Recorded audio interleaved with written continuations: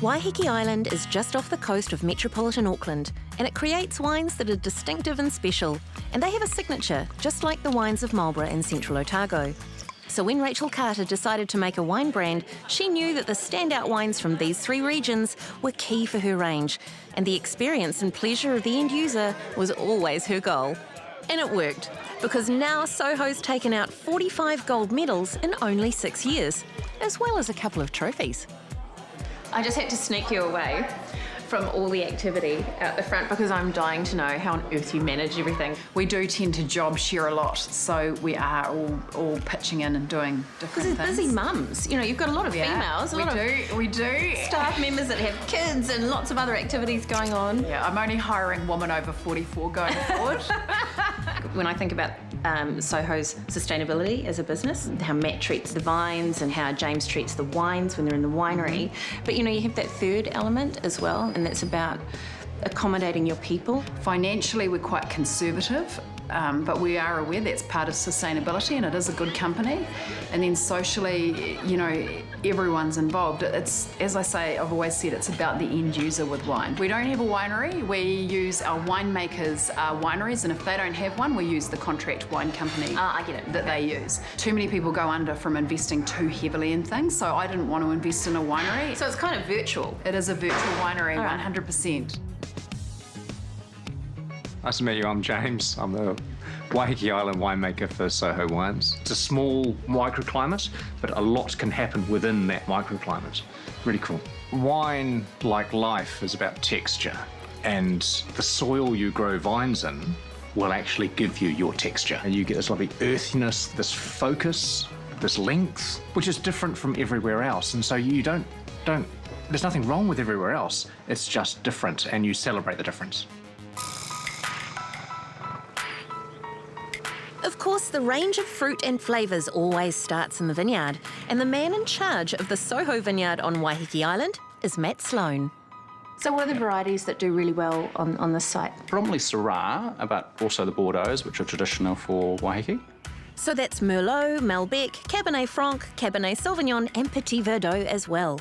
What is it about Waiheke that Syrah loves so much? The climate, for sure. I mean, like, we have similar climate to both Bordeaux and the Rhone as well. We have different, obviously our microclimate is different, and that gives us an interesting character to all our wines. Part of that is our soils, our clay soils, where we are predominantly with the Soho, but the maritime climate has a big impact on that as well.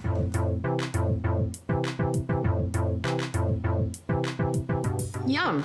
There's something about Waiheke Syrah for me that just is so obvious. You can tell it from a mile off when you put it in a lineup of wines from other regions. I can. It's got those lovely berry fruits, but not just summer berry fruits. It's got deep, deep berry fruits. It has great length. Yeah. It really does. It lingers. You have a taste of it. I can still taste it. Totally, so can I. The bottle, right? You don't get medals like that all over your bottle without doing something pretty flash. Well, I can say it's better to come.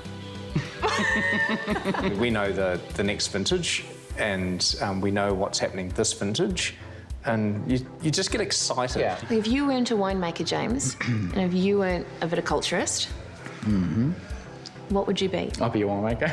Be a viticulturist. That's your trained as one.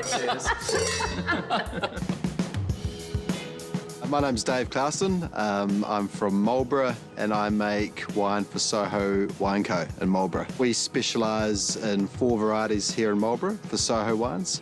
We make Sauvignon Blanc, Pinot Gris, Pinot Noir and Riesling. To me, those 4 varieties really best suit our terroir here in Marlborough. Sauvignon Blanc has definitely found its home in Marlborough. I love making it. I love the smell you get in the winery.